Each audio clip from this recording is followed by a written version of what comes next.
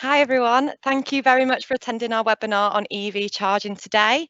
The recent government decision to bring forward its ban on the sale of non-electric cars to 2030 has heightened the urgency for us to get our EV charger infrastructure ready.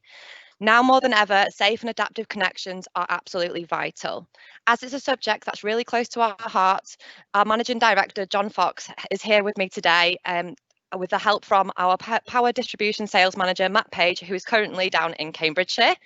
Matt has worked with the team for over 8 years, always ready to help, and he has demonstrated history in electrical and electronic manufacturing, evidenced through a variety of roles within the industry. This has helped provide a deeper understanding of what the business needs. An expert in power distribution solutions and AutoCAD, his background in buying results in strong negotiation and people skills. Translated, he just knows his stuff. And John Fox, I'm sure he doesn't need a massive introduction, but he's our continuously optimistic managing director for nearly 20 years.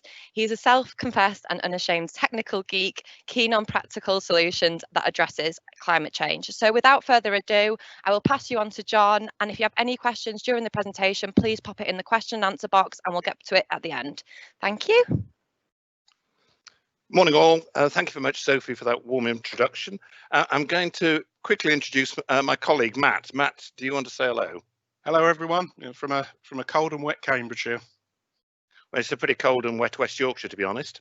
I'm going to start off by framing the discussions and really explaining a bit of the background. And then going to move on to Matt, who's going to provide the technical summary and the technical details at the end of it.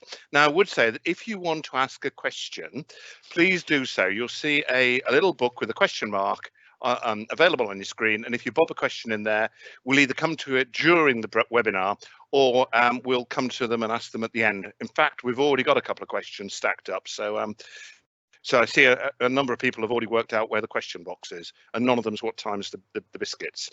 The agenda is really talking about the technical element of it, and hopefully my background, I'm just going to talk a bit about why. Next slide, Sophie. It sounds very much like something, it's a briefing from Downing Street, doesn't it? But you'll get used to it. First of all, I thought I'd introduce the Lucy Group. We are a specialist electrical engineering group involved in low and medium voltage switchgear and power distribution. We've got various bits of smart kicking around. So we're involved in smart grids, smart networks, power distribution. Even we've got a bit that's working on smart homes. More parochially, Lucy's Odeon, as you'll know, we're very interested in smart cities and smart lighting that's part of it.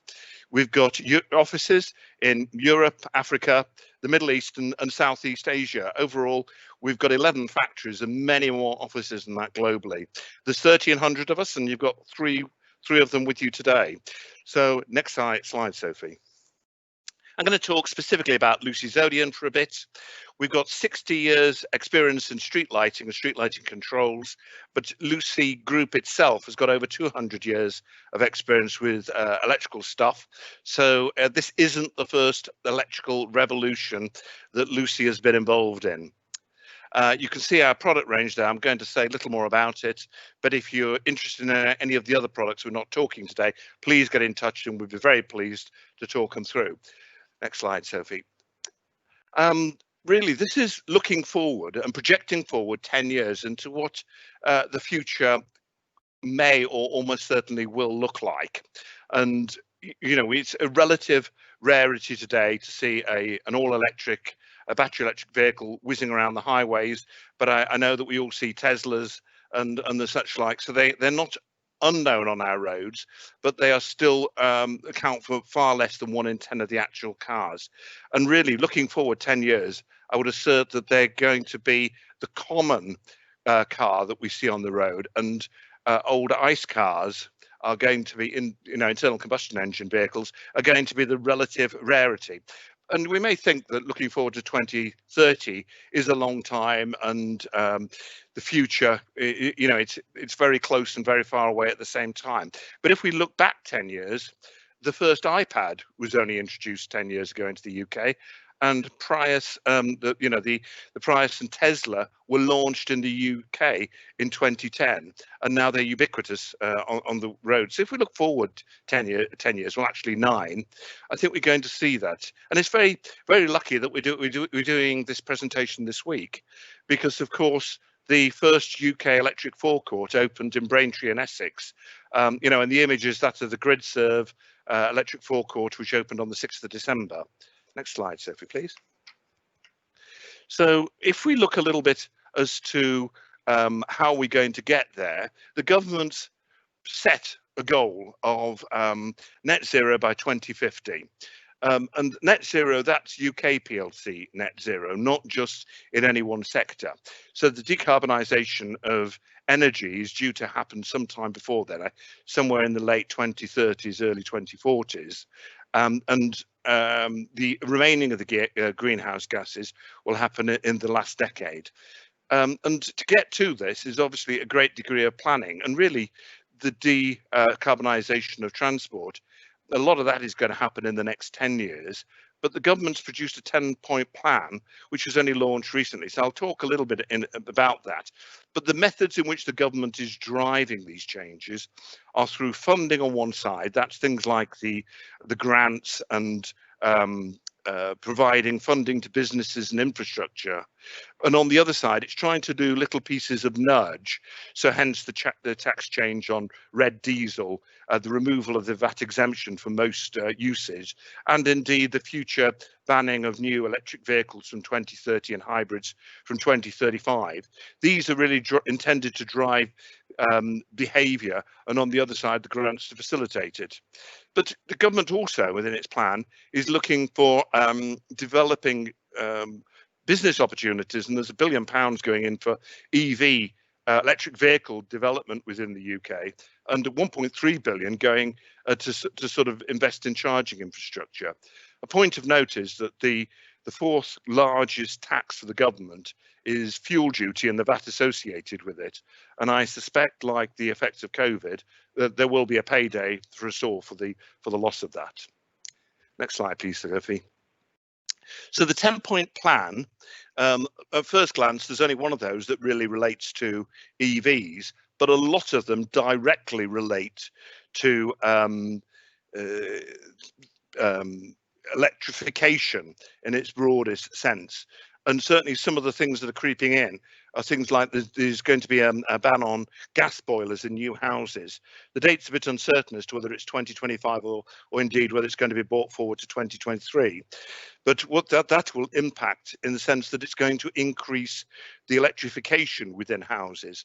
And I think it's going to be quite common to find 3-phase electrical supplies in new homes so that you can drive electric heating or heat pumps to provide the heating, as gas will no longer feature in the sort of new houses, and slowly there'll be a conversion of houses from gas over to low emitting fuels. But the electrification it extends into transport, and the practical impact of it is going to be the drive towards electric vehicles. And whilst some of these will be fuel cell electric vehicles on things like buses and trains, probably hydrogen or hydrogen derivative driven, there's also going to be the sort of ubiquitous use of battery electric vehicles for some of the lighter things, including cars. Next slide, please, Sophie. But it is, as always, chicken and egg. So on the one side, there needs to be a stimulative of demand, the demand for the electric vehicles, and the demand is somewhat chicken and egg intertwined with the infrastructure, because there's this well-known, well-spoken about range anxiety.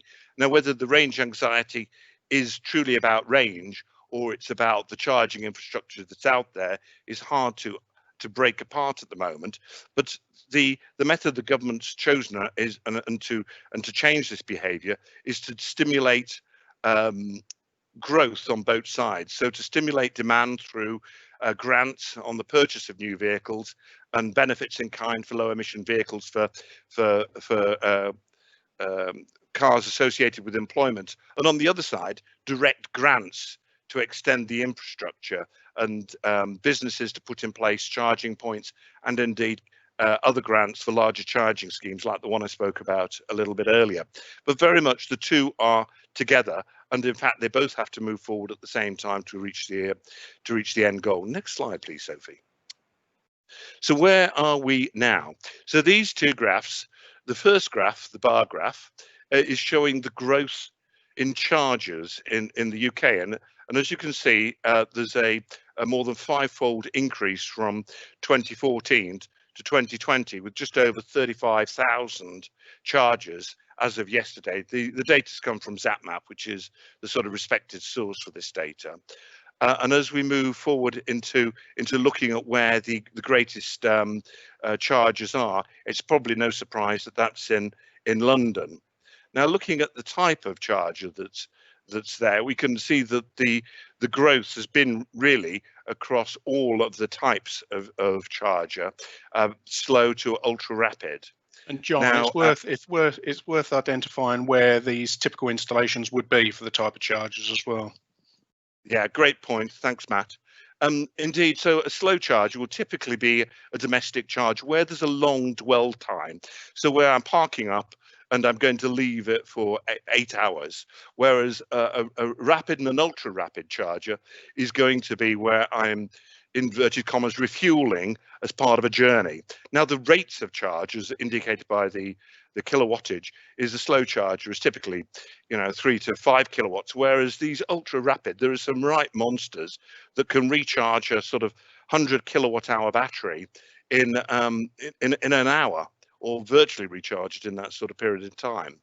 And so you'll typically find an ultra charger as a fuel station on a motorway, in a service station, that type of environment, whereas the slow can even be on lampposts. And indeed, one of the greatest usages of them is in around London, are lamppost chargers using the Ubitricity system, of which we were obviously very involved in. Next slide, please, Sophie. The demand projection, looking forward, the demand projection for vehicles, you can see a number of curves here, and these are all based around different factors as to whether it's led by the consumer or it's led by changes in the background.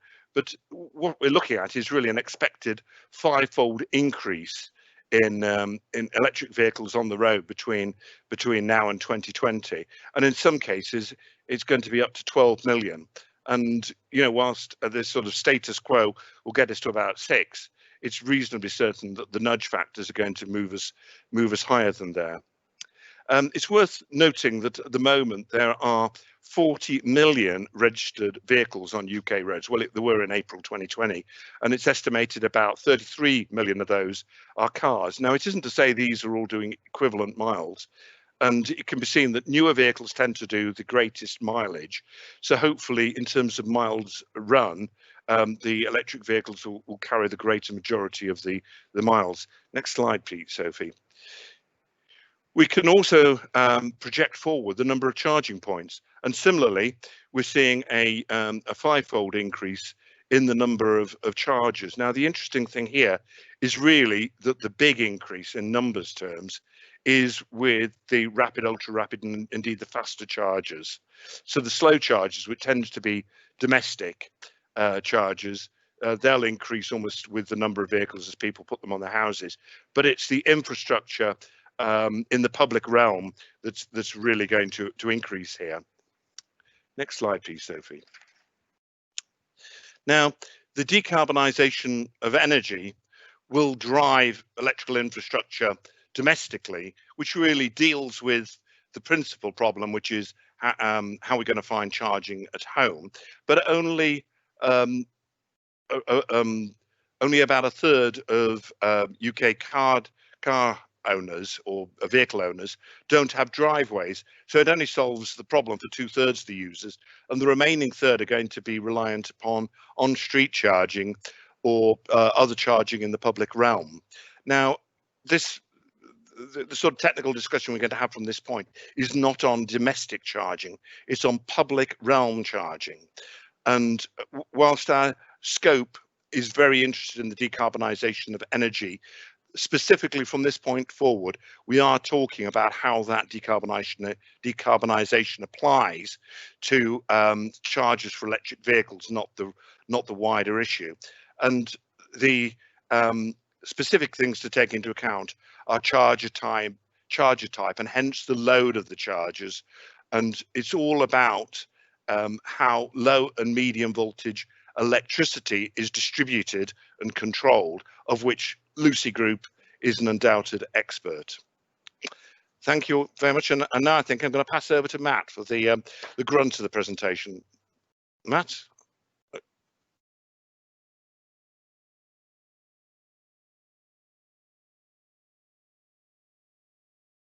Well, I shall just do some singing and dancing whilst Matt joins us.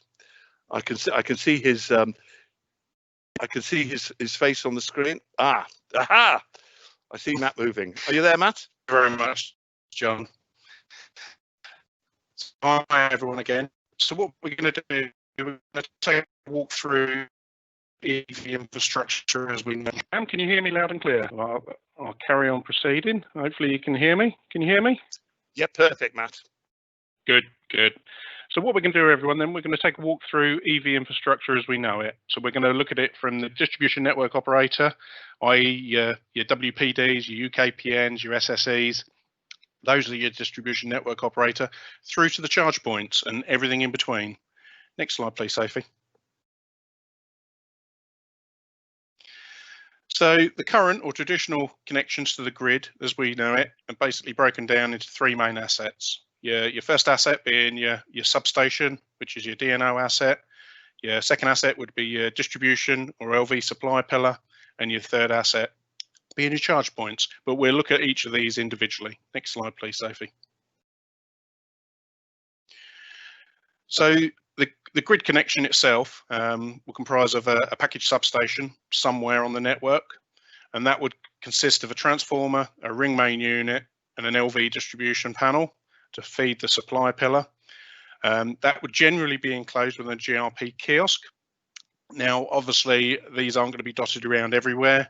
They will only be required if there is no existing spare capacity on the LV network. The particular product, though, the package substation, is manufactured to a lot of the DNOs by our sister company, Lucy Electric, for info. Next slide, please, Sophie. So the second asset, which is very much our forte at Lucy Zodian, would be the LV supply pillar, the EV supply pillar, distribution pillar, number of terminologies for it. That would contain a DNO asset in, which would be a cutout or heavy duty cutout in the industry terms. Then you would go through to the main isolator and the outgoing devices to suit the types of charge point being installed with the various different ratings, which we will look at a little bit further. Next slide, please, Sophie. A little bit more detail about the cutout that would be installed within the feeder pillar.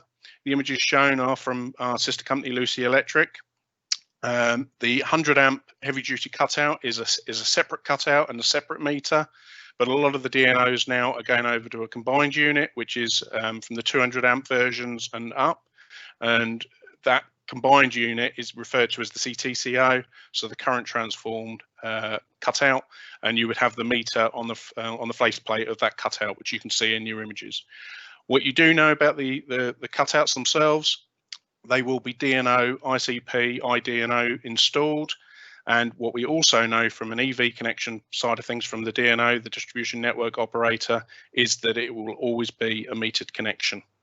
Next slide, please, Sophie.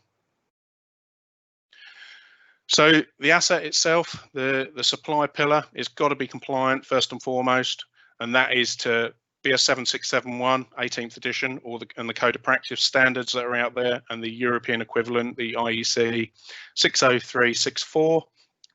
There are two different earthing considerations or configurations available now, which we will touch on a little bit further in this presentation. Those are TT, Terra, so effectively earth mats, earth rods, earth electrodes, or a TNCS supply, commonly known as PME, protective multiple earthing. But that would be using pen detection devices, monitoring devices, which we'll look at a bit further as well.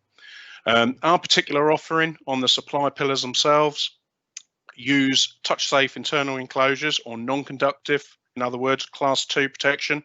And one of the distinct advantages over that, obviously apart from stating the obvious on it, is the modular design. So that enables us to be able to manage the outgoing ways to all the different types of charge points and their ratings that are currently in the market from the protective device side of things. Within our supply pillar as well, we do offer anti-condensation heater within our pillar, because obviously it's a steel pillar. Condensation in the UK is obviously an issue with the fluctuation of temperatures, but the anti-condensation heater does keep that at bay, and it's on a preset thermostat to 5 degrees. One thing that we are talking about as well is future-proofing networks, which we'll look at a little bit further as we go on, and why. Next slide, please, Sophie. So our particular range of the supply pillar is based on the configurations of the supply from the DNO, whether that be 100 amp, 200 amp, 400 amp or 630 amp. We've got 4 base models within each range to cater for different varieties of chargers that are in the marketplace. Next slide, please, Sophie. Typical design that you would see from us for an EV supply pillar, very much like the photos that you've seen previously. Again, it tells a bit of a story. You've got the DNO cutout on the left-hand side. This particular version is the CTCO version, so the metered version. You go through to the main isolator, the outgoing ways, and all wide down to terminals. Obviously, the outgoing ways change with the types of charge points that are in the marketplace now, which we'll look at again further on. Next slide, please, Sophie. So a little bit more on the range itself. Details are available on the website, and obviously if you do need details, please get in touch. Very concentric around the supply. The 100 amp version would have 4 base models within.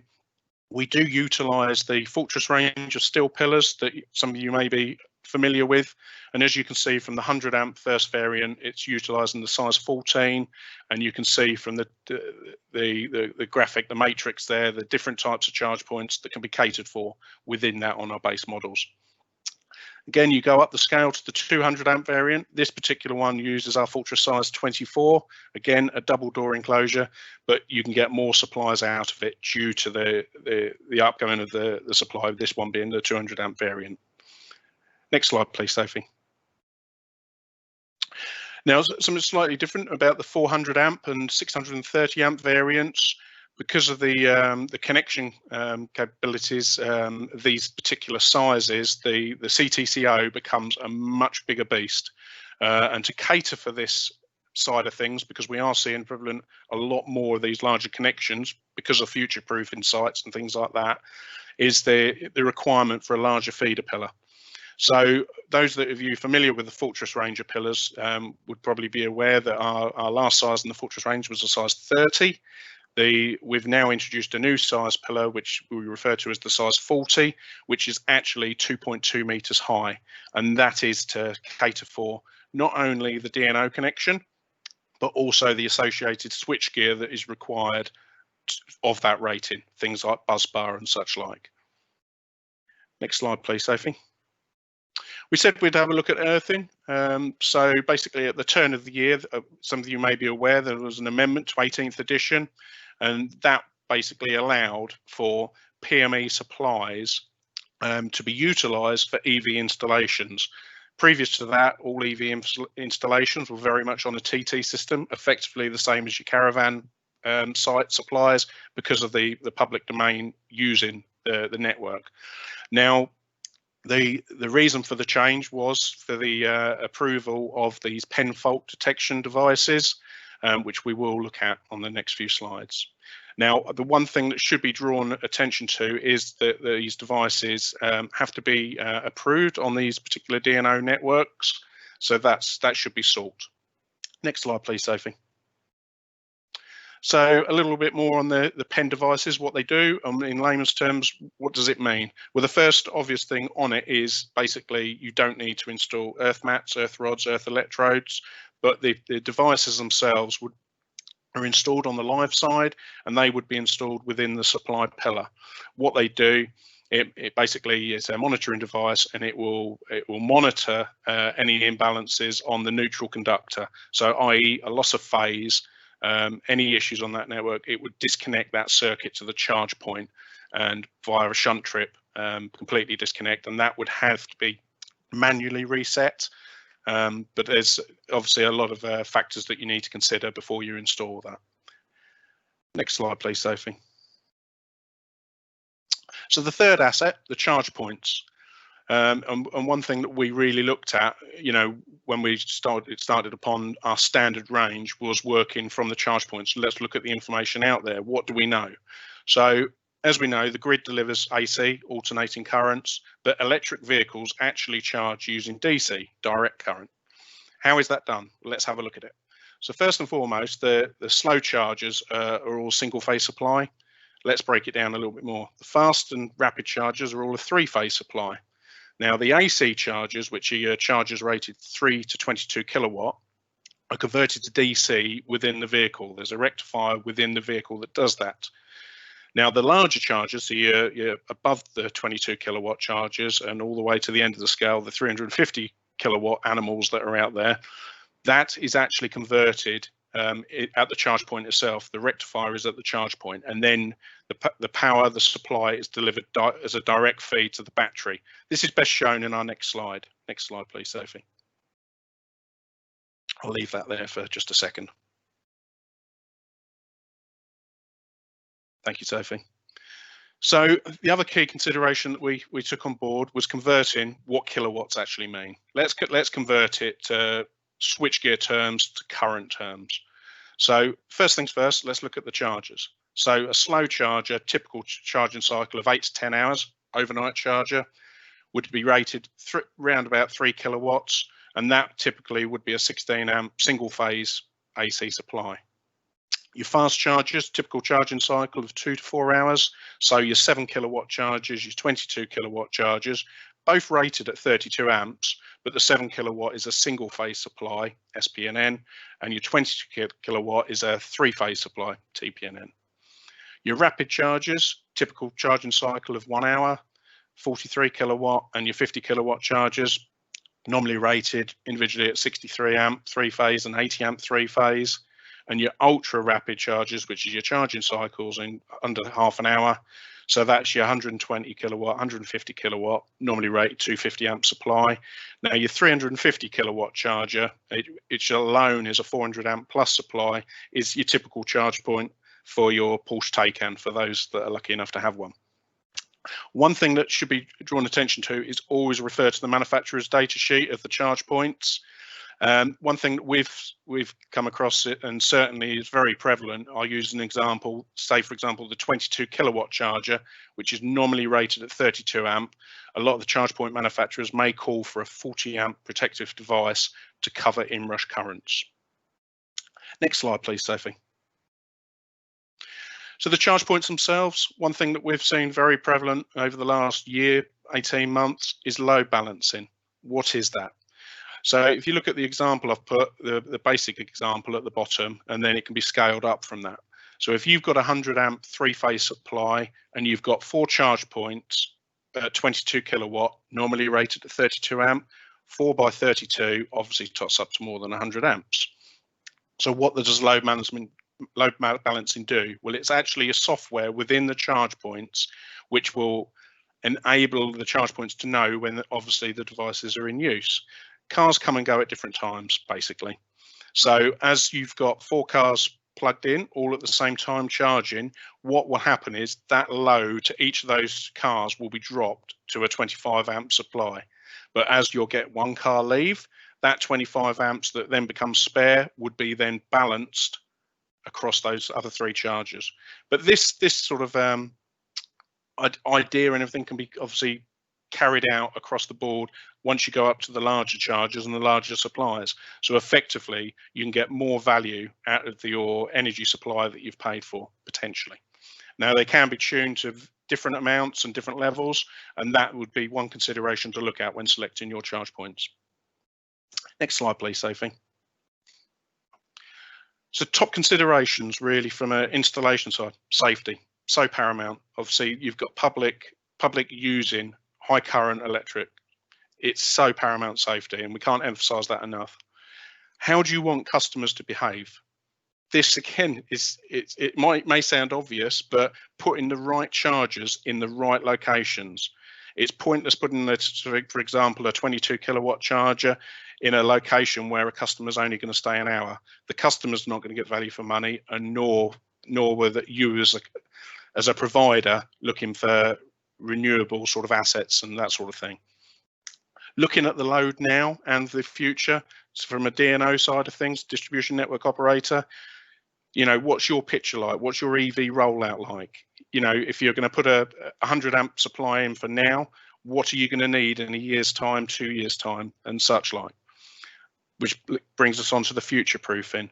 You could put in a larger connection now and pay the price now, but ultimately lesser costs further down the line when you're looking to roll out your EV further. Next slide, please, Sophie. So very much our forte is the supply pillars, as we've looked at. We have to ensure that they're compliant. There's a standard design across the board, so everyone, you know, when you deal with us, you know exactly what you're going to get. The build quality is of highest standard. I'd like to think you all agree. Budgetary control, so when you're looking at your EV rollout, there's no hidden surprises. You know the costs, and you can plan accordingly. And then our supply pillars are delivered to site, completely wired and assembled to aid the contractor's life on site. Next slide, please, Sophie. So John touched upon earlier, EV chargers within the humble lamppost or column, as we refer to it. It does come with its challenges. Those challenges may be obvious, but it's worth stating. So it may be a case that the humble lamppost is moved to the back of the pavement. That would create an issue with trailing cables, or it may be that a combustion engine vehicle is parking in an EV space. These are common issues. Next slide, please, Sophie. But one of the top considerations, if you are looking to adopt humble lamppost, is I'll be honest with you, the worrying consideration of adopting it over to a TT earthing system. Now, I've seen a lot of posts where, you know, it's just not doable in all locations. Basically, you would have to be looking at it from a point of view is there any other existing infrastructure around that network? Because of the regulation state for TT earthing on EV, the clearance levels need to be 2.5 meters from existing infrastructure, metal infrastructure and such like. That's the key consideration to take on board. Obviously, if you can do it in your particular area, after looking at these sort of things, then what we can provide is that street lighting isolator fitted with RCBOs to supply those charge points. And as you can see from the information there, it would provide a 25 amp supply from an RCBO to that charge point, and then leave 6 amps for the luminaire. Next slide, please, Sophie. So in summary, EV is happening now, and it's a fantastic opportunity for all of us involved, but it's important to understand customer behaviour, put in the right chargers in the right locations, get the design right that is compliant and safe, but bring in the right people, go to the people that know, but ultimately, really importantly, future-proof your investment. And we welcome any questions. Matt, you'll be pleased to know I've got a couple of questions for you. Oh, thank you. They've come in from various people. Nick Smith, I think you largely answered, did it? Apart from the fact that he's disappointed you didn't provide biscuits. Next time. It was to touch on the earthing issues and supply capacity within DNO cutouts in columns. I think your observation of the difficulties around TT, which are, as I understand it, is a mandatory requirement, including the separation of earthing, isn't going to change much. But maybe you could touch on the supply capacity within columns. Yep. So, I mean, there's two different variants really from a supply to the column. I mean, as we know, the street lighting isolator, the cutouts that we supply are rated up to 32 amps. So you could be running 32 amps to each column, and you have it on a loop in, loop out system. And now obviously it's on a PME supply as it is, but obviously if we are looking to put chargers in, then it does need to be adopted to TT, but it would be up to 32 amps if it was on a DNO supply. Obviously, there are the other options of running the supply to a supply pillar, and then the supply pillar maybe group switching and things like that, the supply to the columns. But those are the two main aspects. And you've got all the problems of sighting of lamp columns at the back of the pavement and trailing cables. That's right. They're not being ideally positioned for vehicle parking. Yeah. I think really going back to it, John, it's got to be looked at from a case-by-case approach, I think, really. Yeah. There was then a number of people have been looking to see, they're really impressed with your technical presentation and are looking to watch it or see it again. I can encourage them to go and do it on catch up. I think you'll be beating EastEnders in terms of the people that are going to watch this.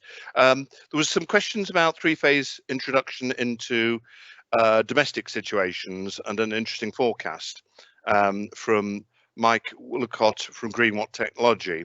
And I think the observation there is that this will largely be around new homes and the requirement on heating and the demands on heating. And as we have decarbonised supply, so less gas, a lot of the gas input into housing, some of it will come through efficiency, but a lot of it's going to need to be through heating and starting to see three-phase. Certainly our experience for the properties that the group gets involved in is three-phase is now becoming more prevalent. How that's going to get rolled out to existing houses, there's obviously quite a lot of driveways to dig up and lawns to be disrupted.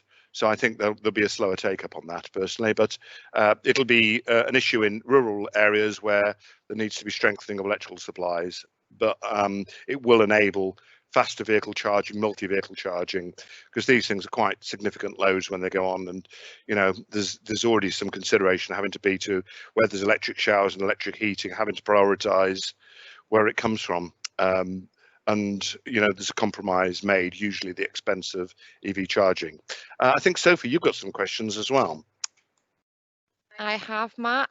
Do the DNOs have a policy for EV connections that is different to street lighting connections?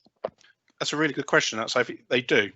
You can find that on their websites. I've been involved in a number of sessions with the DNOs, with our sister company, Lucy Electric. They've had a lot of innovation days and that sort of thing. But there is definitely, short answer, there is definitely policies within each of the DNOs to answer those questions. And what I will say is, from a local authority side of things, certainly engage with your DNO as you're looking to do EV rollout. Thanks, Matt. And one more, I think you've touched on it, but what earthing supplies should be offered for new connections?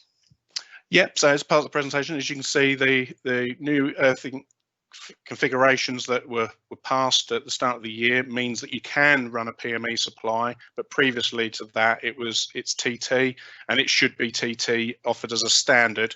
But obviously, if the DNO have approved the PEN fault monitoring devices on their network, then you need to go back to them and explain that that's what you're looking to use, and in which case they will offer a PME supply. I've seen a couple more questions come in. One of them is what we perceive as, let me just get to the question.